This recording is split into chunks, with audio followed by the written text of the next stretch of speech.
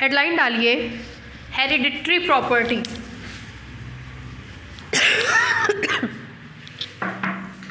Hereditary property.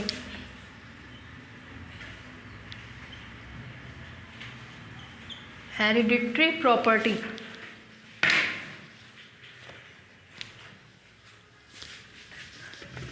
Hereditary property का मतलब आनुवांशिकता की प्रॉपर्टी। अगर कोई प्रॉपर्टी पेरेंट में है और वो प्रॉपर्टी सारे बच्चों में हो तब उसको कहते हैं hereditary property.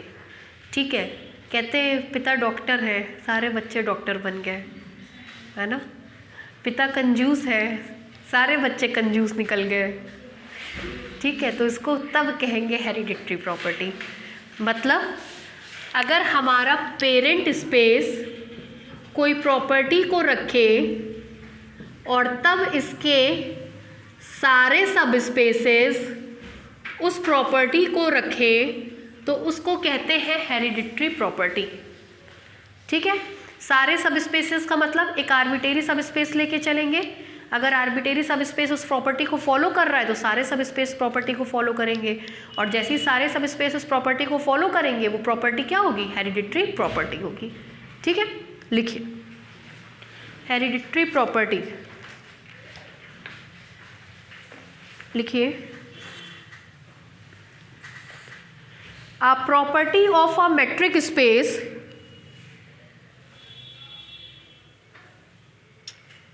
A property of a metric space is said to be hereditary property. A property of a subspace is said to be hereditary property. हाँ, a property of a metric space is said to be hereditary property. Is said to be hereditary property. If and only if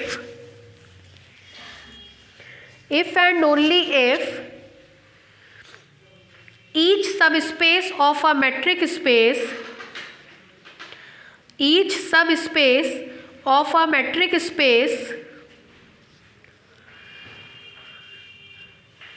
possess that property. Each subspace of a metric space possess that property. ठीक है, ठीक है भाई, आगे बढ़े। चलिए theorem लिखिए इसमें। Theorem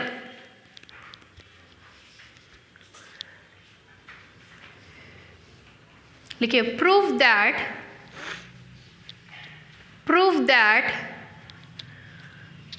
second countability is a hereditary property. Prove that second countability is a hereditary property.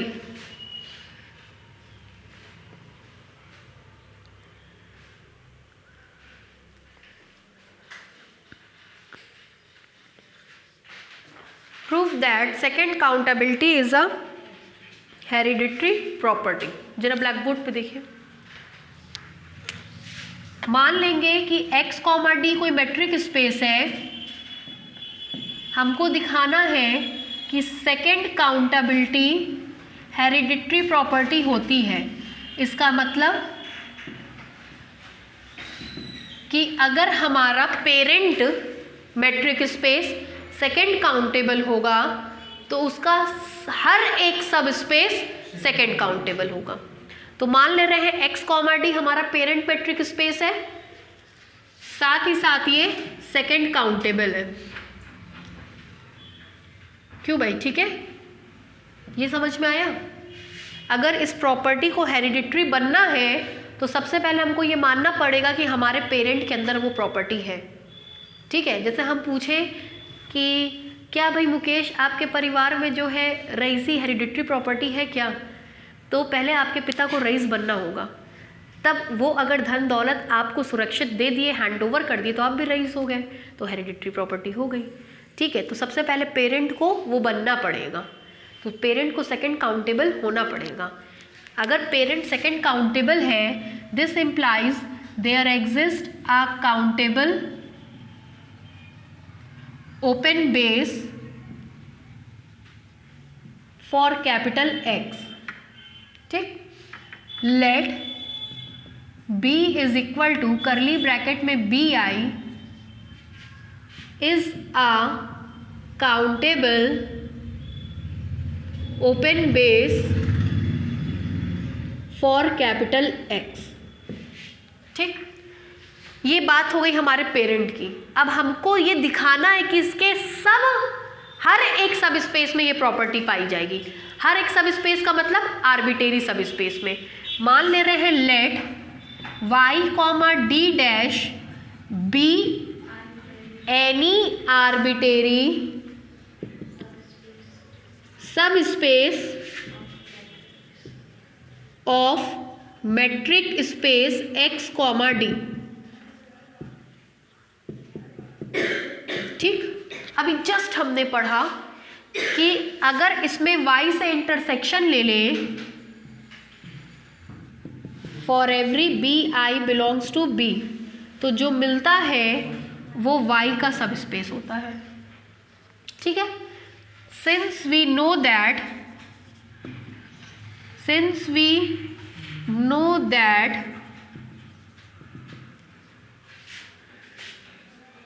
the open base for subspace y comma d dash is defined as, ठीक। अगर b काउंटेबल है तो ये भी काउंटेबल होगा, b countable नहीं है तो ये काउंटेबल नहीं होगा। Since b is countable then also by is countable, ठीक। इसका मतलब hence there exists a countable open base by for capital Y, ठीक। y के लिए एक काउंटेबल ओपन बेस मिलने लगा। This implies that y comma d dash is a second countable space, ठीक। अब इसके बाद हम लिखवा देंगे, क्योंकि ये आर्बिटेरी है, आर्बिटेरी स्पेस सेकंड काउंटेबल हो गया, सारे सब स्पेस सेकंड काउंटेबल होंगे, और जैसे ही सारे सब स्पेस सेकंड काउंटेबल होंगे ये प्रॉपर्टी अपने आप में हेरिडिटरी प्रॉपर्टी हो जाएगी, ठीक है। उतारिए इतना, कुछ लिखा है लिखिए। Let x comma d be a metric space, let x comma d be a metric space which is second countable space,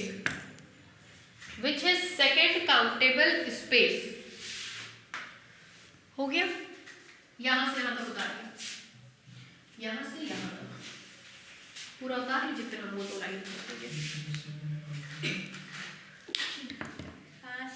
यहाँ से देयर एग्जिस्ट से पूरा उतार गया।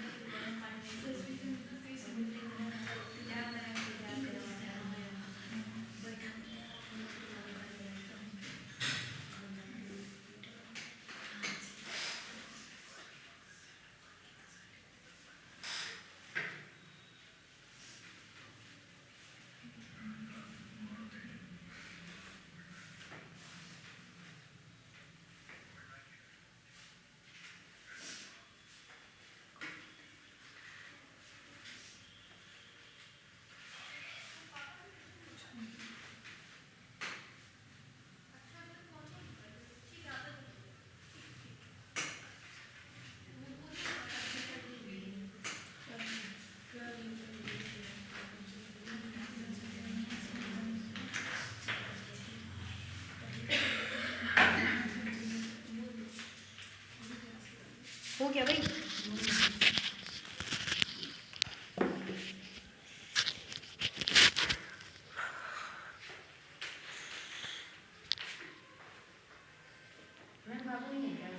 सो रहा है तभी तो शांति। अरे मेरे घर में कोई है नहीं, हम अकेले हैं। बाद से हम सब गए हैं घूमने बाहर 3-4 दिन के लिए।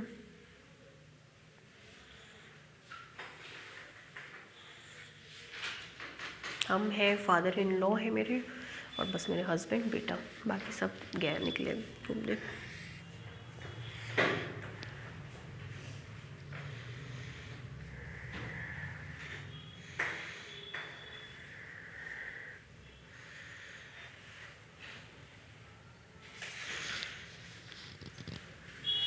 सुबह से वो भी टहल रहा है, कभी इस शॉप पे कभी उस शॉप पे।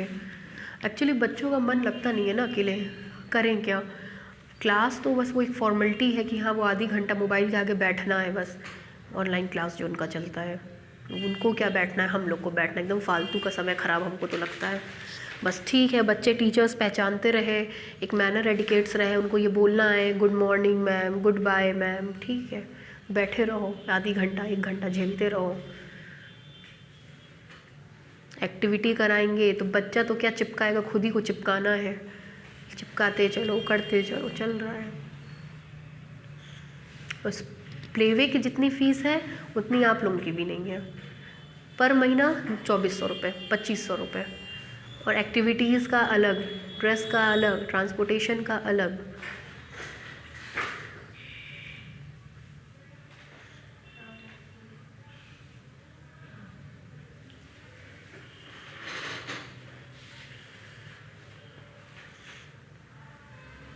आजकल बच्चों का खर्चा बड़ों से ज़्यादा हो गया है। जैसे बच्चों की जो चीज़ें हो गई हैं वो वाकई में जैसे बड़ों से ज़्यादा हो गई है। बहुत अजीब टाइप का खर्चा बच्चों का होने लगा है। बच्चों के कपड़े आप लोग लेने निकलिए 2500, 3000, मतलब कोई सेंस है बच्चों का, कोई मतलब है बच्चों के कपड़े में उतना? पहनेगा 2 बार 4 बार तुरंत बढ़ जाएगा कपड़ा छोटा, मतलब कोई वर्थ नहीं है, सिंगल वर्थ नहीं है। हम तो सब ऑनलाइन मंगाने लग गए। ऑनलाइन समझ लीजिए डिस्काउंट में जो हमको 2500-3000 हज़ार का मिलता है वो हमको 400-500 का मिलता है। इतना अंतर, मतलब इतना। एक दिन याद होगा आप लोगों की क्लास चल के बस मार्केट से पहुँचे ही थे, लेट हो गई थी बहुत आने में, ट्रैफिक में थे, आप लोग का फ़ोन जा रहा था, ठीक है, आधी घंटा 1 घंटा लेट हो गई थी हमको आने में। उस दिन हम बेटे का ही कपड़ा लेने निकले थे, हमको शादी में जाना था, जिस शादी के लिए हम लोग 11 बजे निकले थे, 3:30 बजे उस दिन आए थे ना घर, कुछ नहीं मिला था मार्केट में। तो वही मेरी मदर इन लॉ बोली तुम जिस तरह से परचेजिंग कर रही हो ना, तुमको मार्केट में कुछ मिलेगा भी नहीं, एकदम कंजूसों की तरह, नहीं लेंगे, ये 3000 का है। उसी दिन रात में बस बैठे हैं, फर्स्ट क्राई खोले हैं, निकाले हैं, अगले दिन उनको बताए कि दिखाओ पहले हमको, उनको तो विश्वास ही नहीं हो रहा था, और सब ऑनलाइन मंगाए। बहुत ज़्यादा वेरिएशन है, मतलब वास्तव में अगर आप स्मार्टनेस नहीं दिखाएंगे ना तो एकदम बिला जाएंगे। बच्चों के क्या, बड़ों के कपड़ों की हम बात कर रहे हैं, हम लोगों के, बड़ों के, जेंट्स के, सबके इतना ज़्यादा मतलब डकैती आ गई है। इसीलिए ना बड़े शहरों में लोग अब मार्केट नहीं निकलते हैं, ऑनलाइन परचेजिंग करते हैं। वो कहते हैं हमारे पास टाइम ही नहीं है कि हम निकल पाएँ, हम अपना घर पर बैठते हैं, ऑर्डर करते हैं, घर आ जाता है, बात ख़त्म। नेक्स्ट लिखिए, नीचे से लिखिए, since y comma d dash is taken arbitrary, since y comma d dash is taken arbitrary, since y comma d dash is taken arbitrary, hence, नीचे से लिखिएगा, hence all the subspaces of metric space x comma d, hence all the subspaces of metric space x comma d is second countable. Hence all the subspaces of metric space x comma d is second countable, is second countable.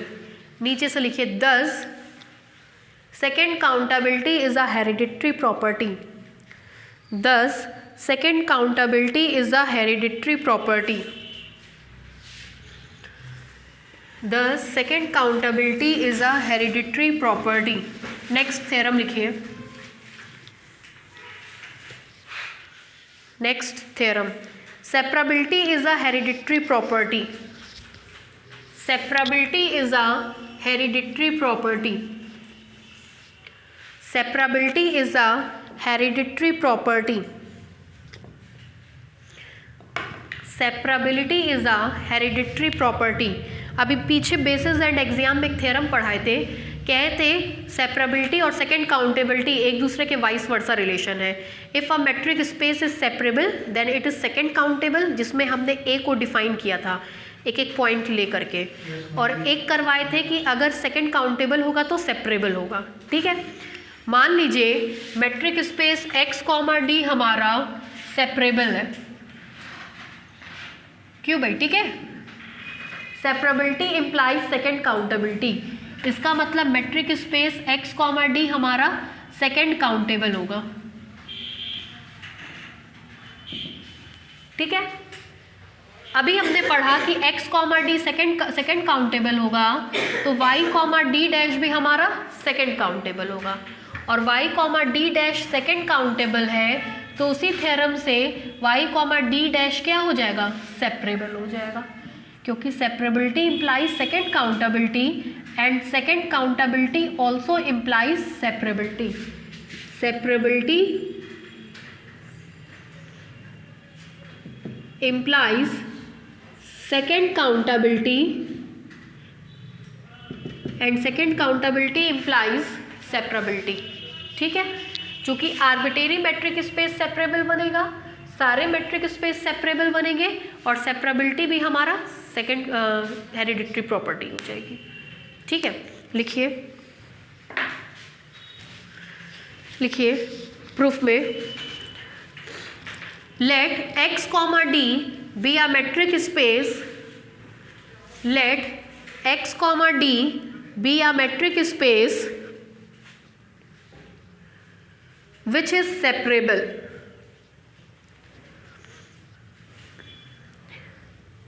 Which is separable.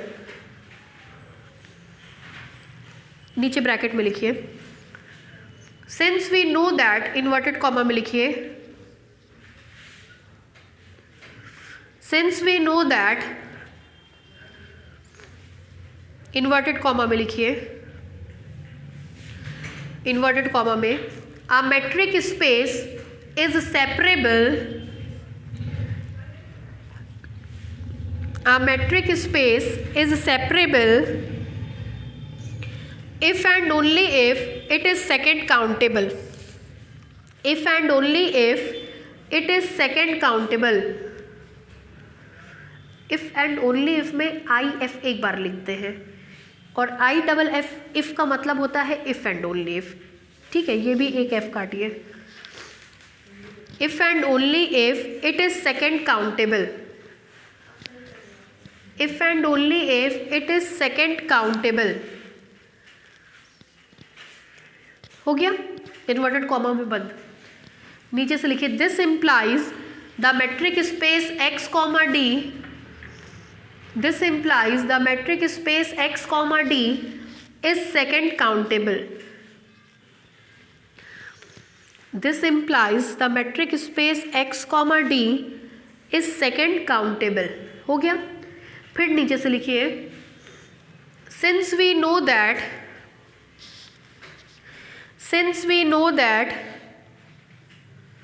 second countability is a hereditary property. Since we know that, inverted comma में, second countability is a hereditary property.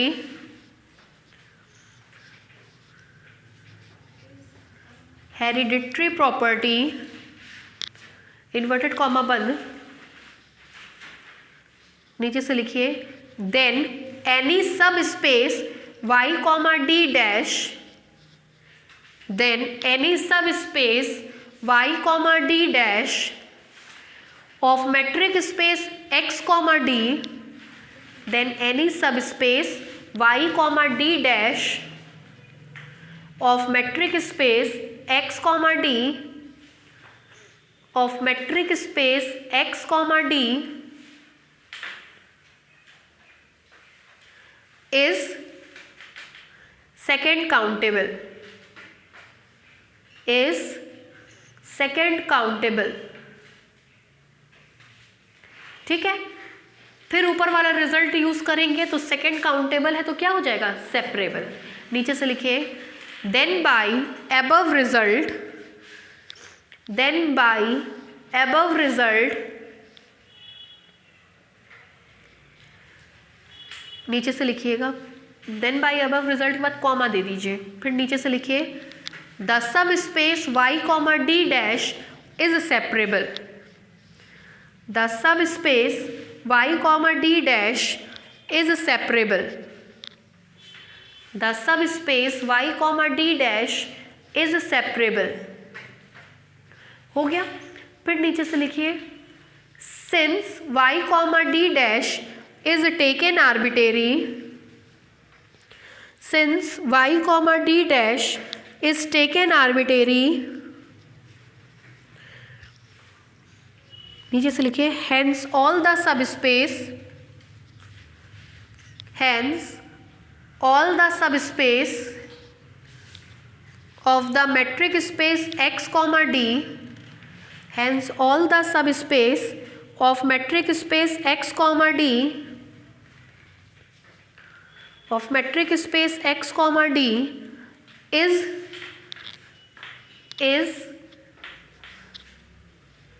separable, is separable।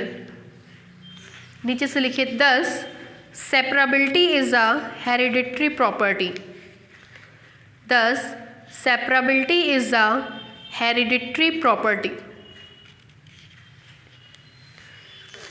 thus separability is a hereditary property। हो गया, hereditary property खत्म। अब हम लोग product matric space पढ़ेंगे। Product matric space में कुछ खास नहीं है। प्रोडक्ट मैट्रिक स्पेस की परिभाषा, उस पे बेस्ड 2-3 थ्योरम है। एक हम कराते हैं, 2 या 3 जो भी रहेगा होमवर्क देंगे। अगर 3 है तो 1 करा के 2 होमवर्क, 2 है तो 1 करा के 1 होमवर्क, ठीक है। लिखिए product matric space, next headline डालिए। हाँ, अभी अलग अलग हेडलाइन चल रही है, ये लास्ट टॉपिक है सेक्शन ए का। हेडलाइन डालिए product matric space, product matric space. पहले समझ लीजिए कार्टेशियन प्रोडक्ट एक बार बताए ना, जैसे ए और बी 2 सबसेट होते हैं तो उनका Cartesian product A cross B, ठीक है। यहाँ देखिए मैट्रिक स्पेस का प्रोडक्ट लेना है, ठीक। हम 2 से शुरुआत कर रहे हैं। आपको पता है प्रोडक्ट लेने के लिए या मल्टीप्लिकेशन लेने के लिए कम से कम 2 लोगों की ज़रूरत होती है, तो हम 2 से शुरुआत कर रहे हैं। मान ले रहे हैं x कॉमा डी एक्स एक मैट्रिक स्पेस है और y कॉमा डी वाई दूसरा मैट्रिक स्पेस है। मतलब ये दोनों उन चारों प्रॉपर्टी को सेटिस्फाई कर रहे हैं। कौन कौन से 4 प्रॉपर्टी? नॉन नेगेटिव, नल, सिमेट्रिक, ट्रायंगुलर इनइक्वालिटी। अब क्या करिए, x और y का कार्टेशियन प्रोडक्ट लीजिए, जिसको हम लोग कहते हैं CP, Cartesian product. Cartesian product, अगर x और y का कार्टेशियन प्रोडक्ट लेंगे, बहुत पढ़ा है कार्टेशियन प्रोडक्ट आप लोगों ने DG में, तो आपको मिलेगा x cross y। Ordered pair होंगे इसके element, x comma Y type के होंगे, जहाँ पहला वाला पहले वाले का, दूसरा वाला दूसरे वाले का। Where x belongs to x and y belongs to y, ठीक। अब कहते हैं कि with the help of D X and D Y, with the help of D X and D Y एक न्यू मैपिंग बनाओ। इन दोनों की हेल्प से न्यू मैपिंग बनाओ या न्यू फंक्शन बनाओ या न्यू मैप बनाओ। तीनों एक ही चीज का नाम है, मैपिंग, फंक्शन, मैप। डी, जिसको इस पर डिफाइन करो। अगर डी एक्स पे डिफाइन होता है तो डी एक्स क्रॉस एक्स से आर्क हो जाता है, तभी एक्स कॉमा डी आप लिखते हैं। अगर डी इस पे डिफाइन होगा तो वो x क्रॉस y से x cross y to R जाएगा। अगर x comma D metric space है तो D x क्रॉस x से R होता है। इसको 2 बार गुणा करते हैं, तो अगर D इसके ऊपर मैपिंग है तो इसको 2 बार गुणा करेंगे, ठीक, R तक। अगर ये उन 4 प्रॉपर्टी को सेटिस्फाई कर गया तो प्रोडक्ट मैट्रिक स्पेस बनाएगा, सेटिस्फाई नहीं किया तो प्रोडक्ट मैट्रिक स्पेस नहीं बनाएगा। लेकिन ये इन दोनों की हेल्प से बनाया जाता है हमेशा। जैसे मान लीजिए कह देगा D X Y is equal to D X square X Y plus D Y square X Y under root में। तो डी को किसकी हेल्प से बनाया गया? डी एक्स और डी वाई की हेल्प से बनाया गया। मतलब इस तरीके से ये डिफाइन होता है, ठीक है। कहीं कह देगा d is equal to D one plus D two, कहीं कह देगा d इज इक्वल टू इतना, कहीं कह देगा d is equal to D one minus D two, कहीं कह देगा d is equal to D one into D two by 4। तो d को हेल्प किसकी हेल्प से बनाते हैं? dx और dy की हेल्प से। तो उस केस में हम कहते हैं कि ये इसके साथ प्रोडक्ट मैट्रिक स्पेस बनाएगा, ठीक है। आगे बढ़े, लिखिए let x comma D X and y comma D Y, let x comma D X and y comma D Y be 2 metric spaces। Let x comma dx and y comma dy be 2 metric spaces and x cross y and x cross y be the Cartesian product of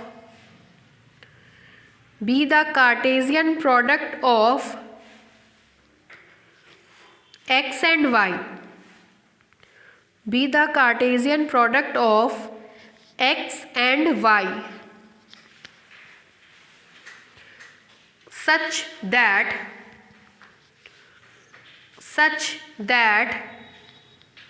ये लिखिए x cross y is equal to curly bracket में ordered pair X Y where x belongs to x and y belongs to y।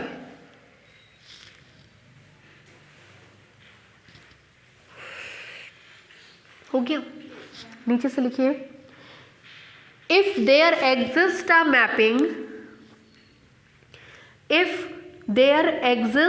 Mapping, ये D such that x cross y cross x cross y to R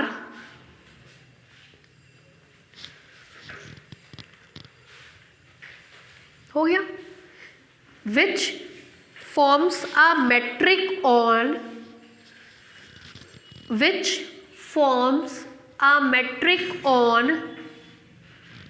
x cross y, which forms a metric on x cross y,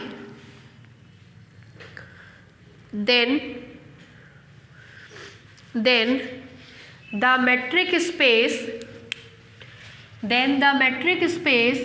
x cross y comma d, then the metric space x cross y comma d, यही रख दीजिए, D is called product metric space,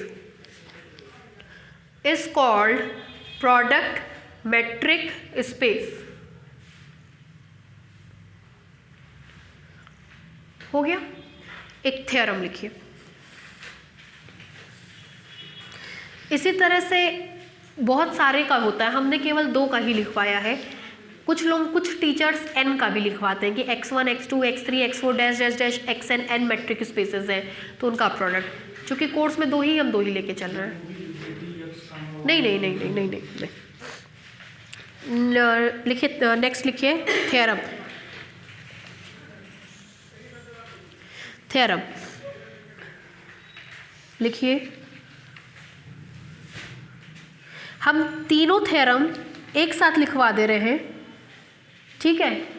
जो कहेंगे एक हम बता देंगे उसमें से, ठीक? लिखिए, let x comma D X and y comma D Y, let x comma dx and y comma dy be two metric spaces,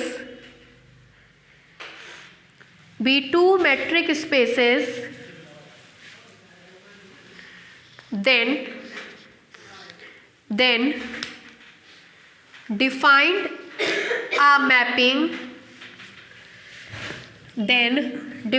a mapping D such that x cross y cross x cross y 2 are such that पहला point dxy is equal to dx x1 comma y1 plus dy x2 comma y2। दूसरा dxy is equal to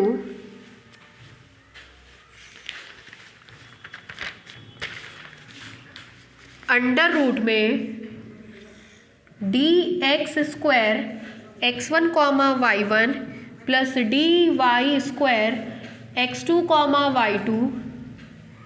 तीसरा dxy is equal to maximum of dx x1 comma y1 dy x2 comma y2 where x is equal to x1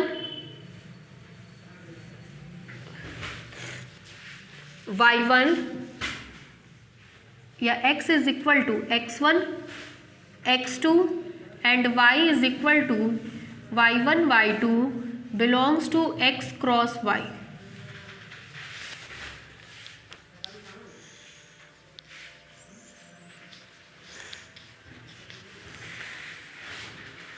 ठीक है? Such as, जरा black board पे देखिए, such as पहला वाला पहले वाले का, दूसरा वाला दूसरे वाले का, पहला वाला पहले वाले का, दूसरा वाला दूसरे वाले का। मतलब 1 इंडेक्स के जितने भी होंगे वो x के मेंबर होंगे, 2 इंडेक्स के जितने भी मेंबर होंगे वो y के होंगे, 1 इंडेक्स के जितने भी हैं वो x के हैं और 2 इंडेक्स के y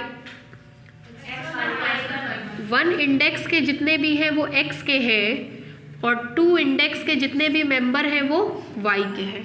ये ध्यान रखिएगा। हाँ, इसी के हिसाब से लिखा गया है, ठीक है?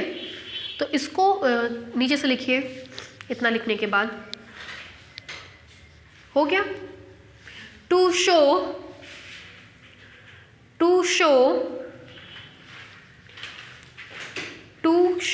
D forms a metric on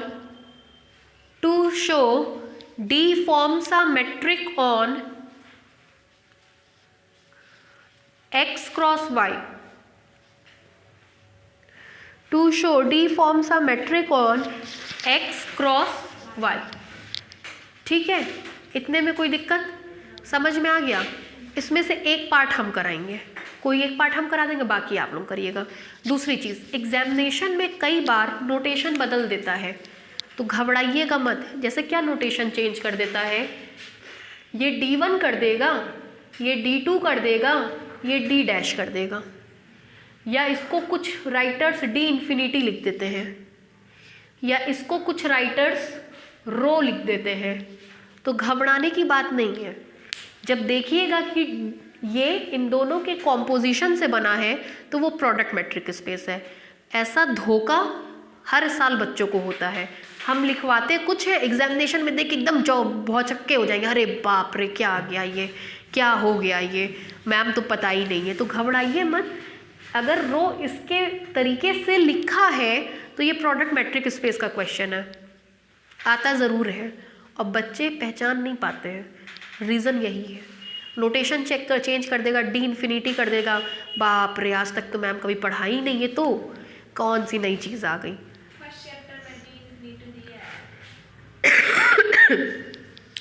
जिसमें हमने लिखवाया था 2-3 एक साथ करके अंडर रूट वगैरह करके उसमें दिया होगा।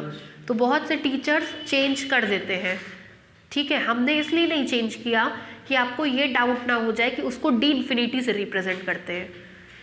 कुछ भी रिप्रेजेंट करिए, बस परिभाषा सेम होनी चाहिए, ठीक है। तो इसमें से एक हम करा देंगे, कल चैप्टर हमारा कंप्लीट हो जाएगा। कुछ खा पी लीजिए, है ना, इसलिए हम क्लास 15 मिनट पहले ओवर कर रहे हैं, ठीक है, चलिए।